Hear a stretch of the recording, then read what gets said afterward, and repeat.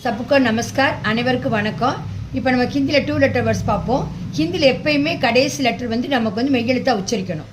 கல் நாளை நேற்று, சல் நடத்தல், ஜல் தண்ணீர், கர் செய்தல், கர் வீடு, கப் எப்பொழுது, ஹம் நாம் நாங்கள், சப் அனைவரும்,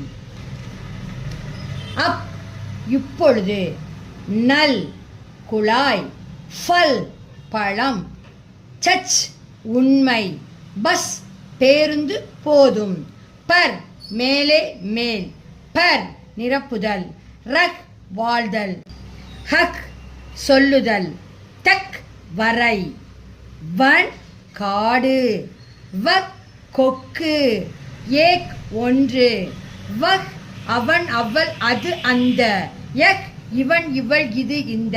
தன்யவாத் நன்றி.